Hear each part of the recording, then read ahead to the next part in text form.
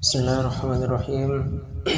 Alhamdulillahi rabbil alamin. Allahumma salli ala Muhammad wa ala ali Muhammad, amma ba'd.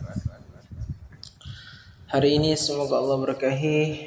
Judul yang ingin saya sampaikan adalah Perang Badar, bukti janji Allah Subhanahu wa taala. Ketika Allah Subhanahu wa taala mengutus Rasulnya Muhammad sallallahu alaihi wasallam di kota Mekkah, beliau dan para sahabatnya menghadapi beragam tantangan. Dari mulai caci maki, tuduhan palsu, intimidasi, pemboikotan, pengucilan, penjarahan hingga kekerasan fisik, baik yang ringan hingga yang berujung pada kematian. Semua itu mereka lewati selama 13 tahun dengan penuh kesabaran dan ketabahan, tanpa melakukan perlawanan secara fisik. Hingga akhirnya pada musim haji tahun 11 kenabian, Allah Subhanahu wa taala mempertemukan Rasulullah sallallahu alaihi wasallam dengan beberapa orang penduduk Madinah yang akhirnya menyatakan keislaman mereka dan menawarkan pembelaan dan jaminan keamanan kepada beliau jika beliau pindah ke negeri mereka.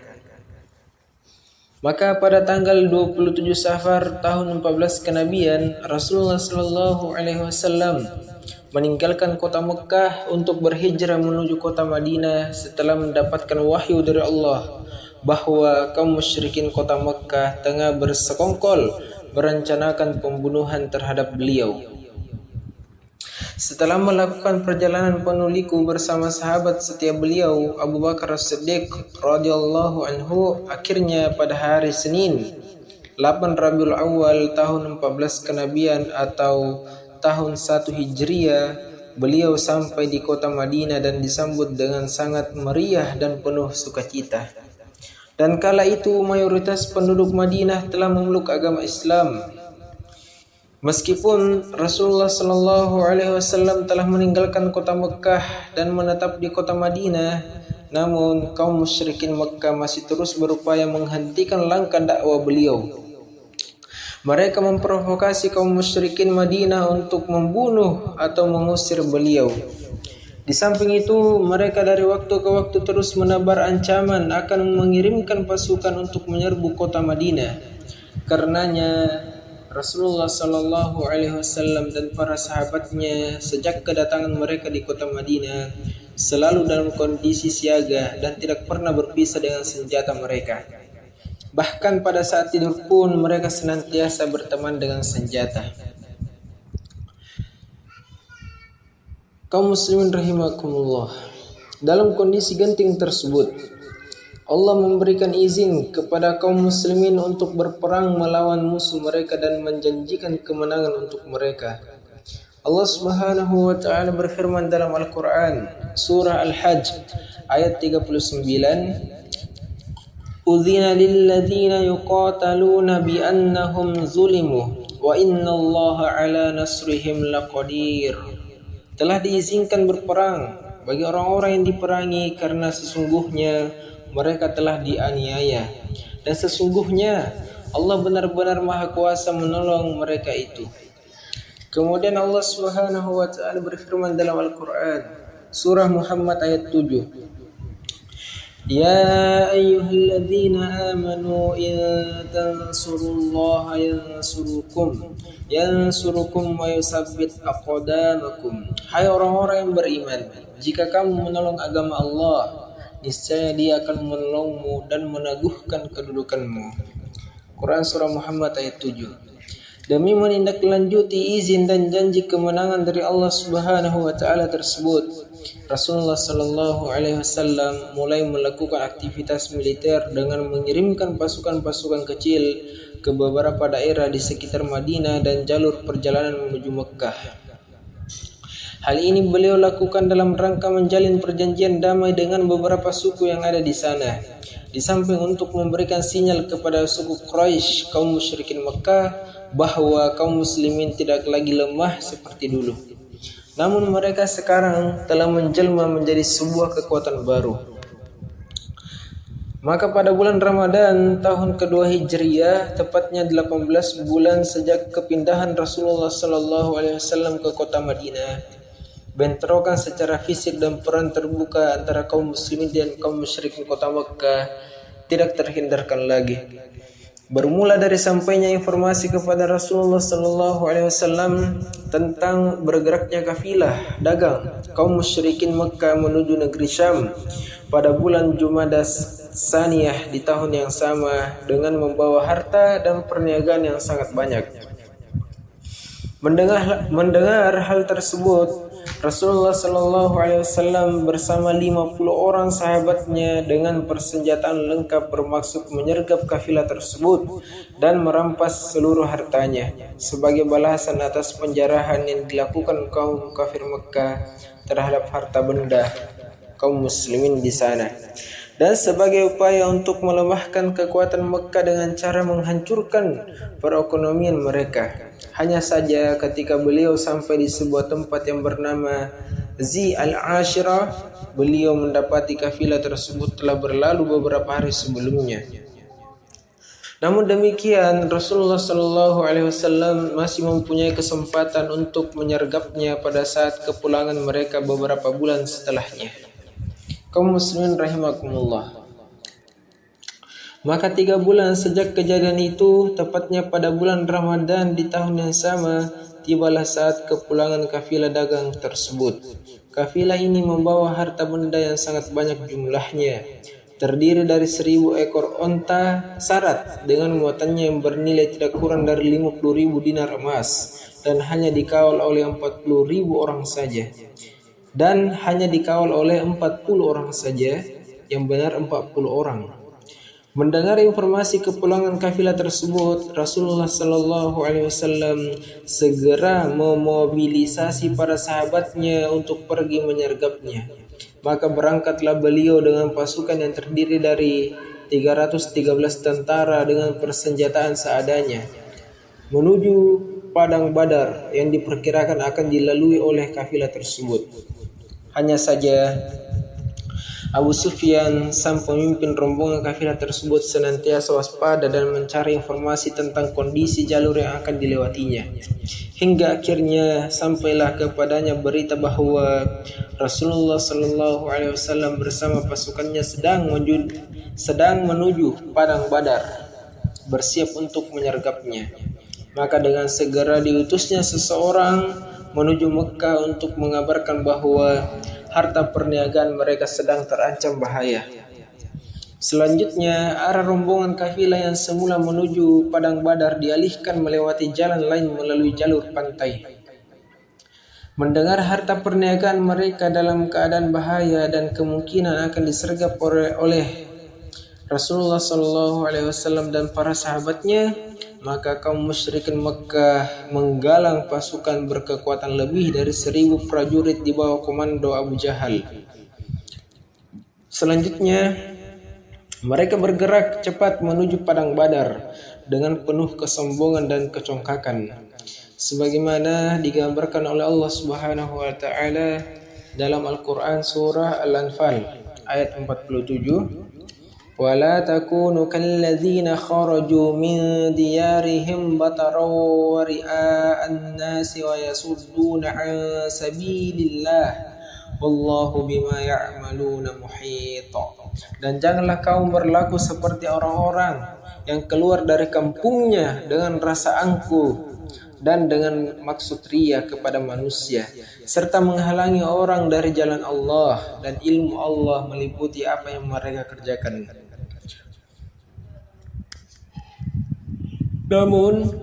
Namun di tengah perjalanan mereka menerima surat dari Abu Sufyan yang memberitahukan bahwa harta perniagaan mereka telah selamat dan lolos dari sergapan Rasulullah Sallallahu Alaihi Wasallam, seraya menghimbau mereka agar kembali ke Makkah dan tidak melanjutkan perjalanan menuju Badar.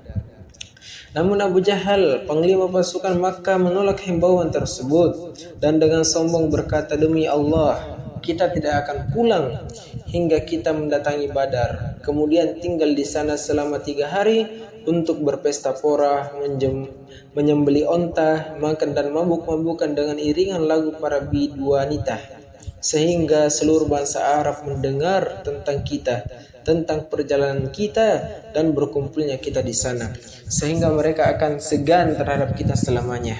Kaum muslimin rahimakumullah. Tentunya perubahan keadaan yang begitu cepat ini di luar perhitungan Rasulullah sallallahu alaihi wasallam, di mana tujuan beliau semula sekedar ingin menyergap perniagaan yang hanya dikawal oleh 40 orang saja, kini berbalik harus berhadapan dengan pasukan raksasa dengan persenjataan lengkap. Maka beliau segera melakukan rapat dengan pasukannya untuk mengetahui sejauh mana kesiapan mereka menghadapi pasukan lawan yang besar tersebut. Namun para sahabat memperlihatkan sikap tidak sebagaimana yang beliau khawatirkan. Mereka menyerahkan keputusan sepenuhnya kepada beliau.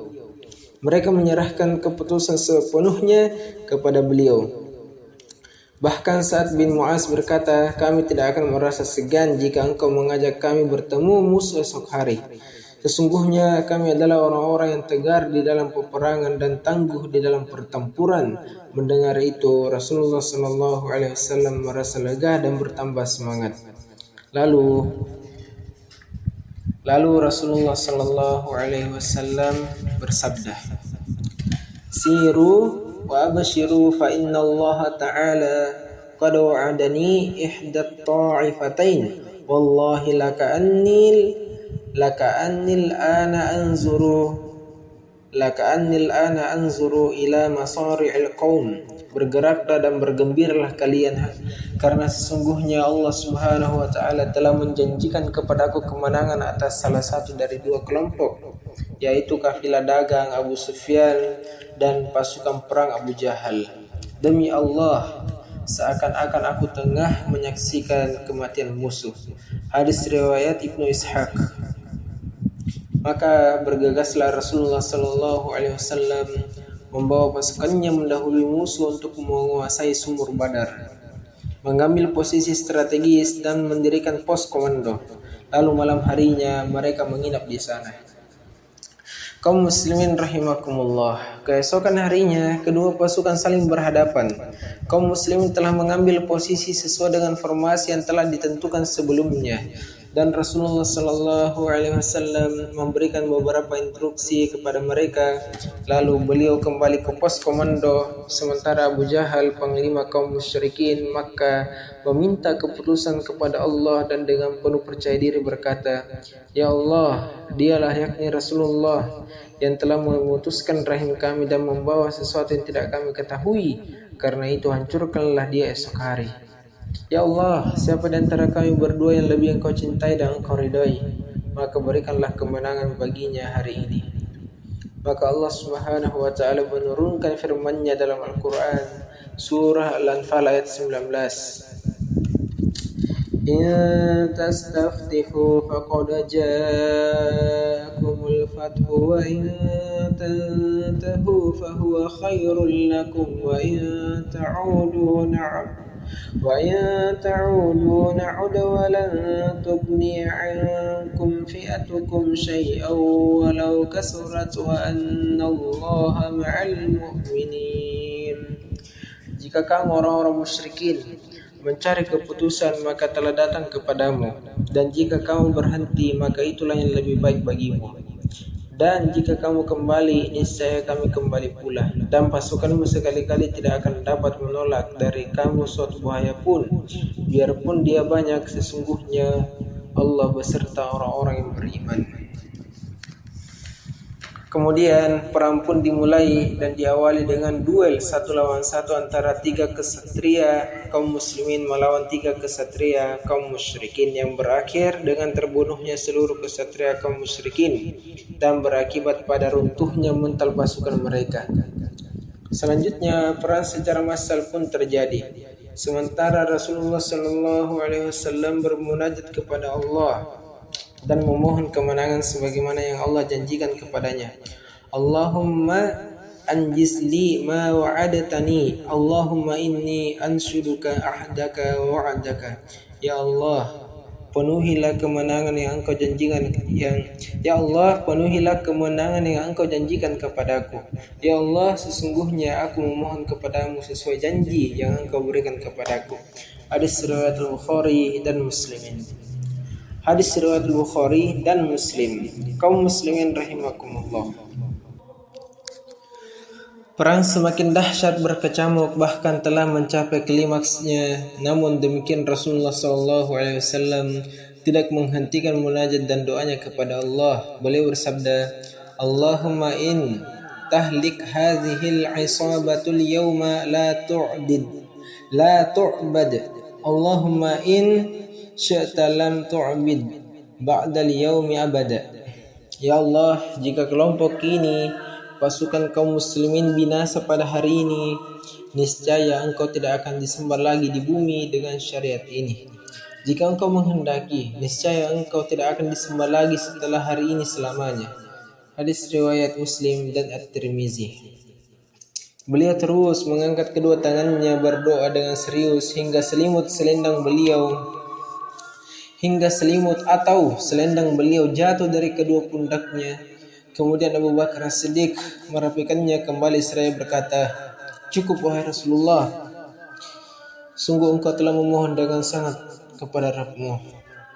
Hingga akhirnya Allah mengabulkan doa Rasulullah SAW dan mewahyukan kepada para malaikatnya, Anni ma'akum fasabbitul ladhina amanu sa'ulki fi qulubil ladhina kafarur ru'ba.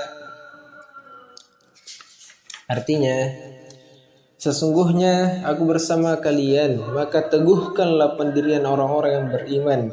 Aku akan jatuhkan rasa ketakutan ke dalam hati orang-orang kafir. Quran Surah Al-Anfal ayat 12. Lalu Allah mewahyukan kepada Rasulnya sallallahu alaihi wasallam, Istastagisuna rabbakum fastajaba lakum anni mumiddukum bi alfin minal malaikati murdifin. Ingatlah ketika kamu memohon pertolongan kepada Rabb-Mu, lalu Dia perkenankan bagimu, sesungguhnya aku akan mendatangkan bala bantuan kepadamu dengan 1000 malaikat yang datang berturut-turut.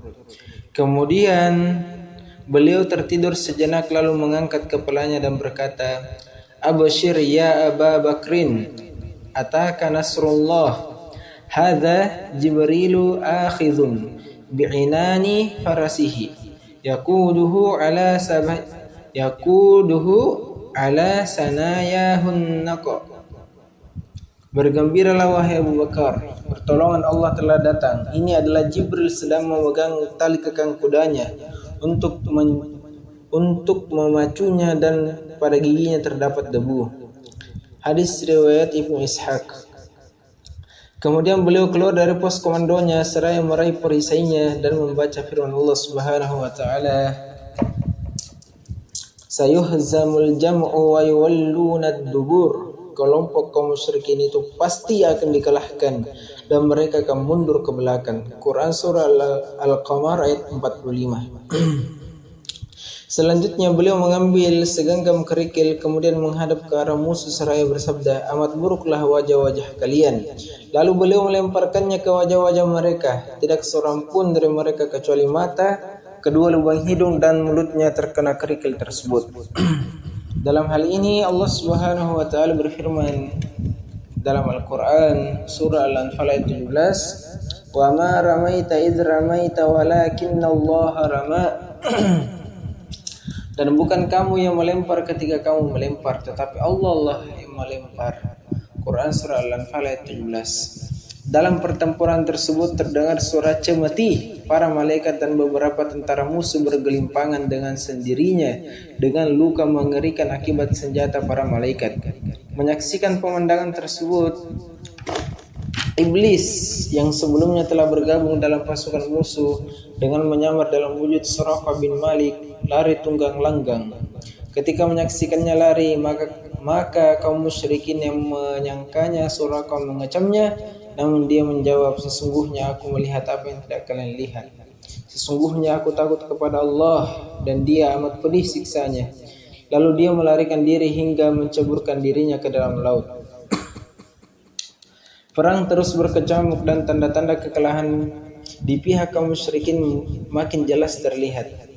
Dua prajurit Rasulullah yang masih berusia remaja, Muaz bin Amr dan Muawaz bin Afrah, berebut dan bersaing untuk membunuh Abu Jahal, sang panglima musuh, hingga keduanya berhasil menghabisi nyawanya. Setelah itu, satu demi satu para kesatria musuh terbunuh dan akhirnya perang berhasil dimenangkan oleh kaum muslimin, sedangkan kaum musyrikin Makkah mengalami kekalahan telak di luar dugaan mereka. Secara logika seharusnya mereka memenangkan pertempuran tersebut karena jumlah mereka jauh lebih banyak dan perlengkapan mereka jauh lebih memadai. Namun Allah berkehendak lain. Mereka malah mengalami kekalahan besar dengan jumlah tentara yang tewas mencapai 70 orang dan yang tertawan 70 orang pula, sedangkan korban dari pasukan kaum muslimin hanya 14 syuhada. Kaum muslimin rahimakumullah. Perang Badar merupakan bukti janji Allah Subhanahu wa taala bahwasanya Dia senantiasa akan menolong hamba-hambanya yang beriman. Bahkan sesuatu yang dalam hitungan logika manusia sulit atau bahkan mustahil terjadi, namun di sisi Allah sangat mungkin terjadi, dan itu sangatlah mudah baginya. Kemenangan yang diraih kaum muslimin pada perang Badar semata karena pertolongan dan kehendak Allah. Karenanya ketika Abdullah ibnu Mas'ud membawa kepala Abu Jahal, panglima pasukan musuh, ke hadapan Rasulullah sallallahu alaihi wasallam, seraya berkata, "Wahai Rasulullah, inilah kepala musuh Allah, Abu Jahal." Beliau bersabda, "Benarkah demi Allah yang tiada sesembahan yang hak selain Dia?" Beliau mengulanginya hingga 3 kali, lalu bersabda, "Allahu Akbar. Alhamdulillahilladzi sadaqa wa'adahu wa nasara 'abdahu wa hazamal ahzaba wahdah."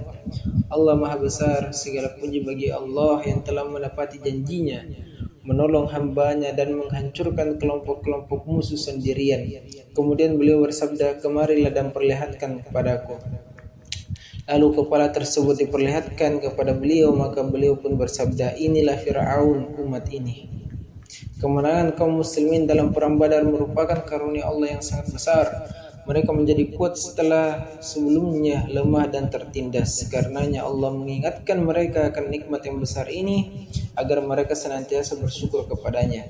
Allah Subhanahu wa taala berfirman dalam Al-Qur'an, surah Al-Anfal ayat 26, "Wadhkuru id antum qalilum mustad'afuna fil ardi takhafuna an yatakhaffafakumun nas fa'awakum wa ayyadakum binasrihi wa razaqakum minat thayyibati la'allakum tashkurun." Dan ingatlah, hai para muhajirin, ketika kamu masih berjumlah sedikit lagi tertindas di bumi Mekah, kamu takut orang-orang Mekah akan menculikmu, maka Allah memberi kamu tempat menetap Madinah, dan Dia menjadikan kamu kuat dengan pertolongannya, dan Dia memberikan kamu rezeki dari yang baik-baik agar kamu bersyukur.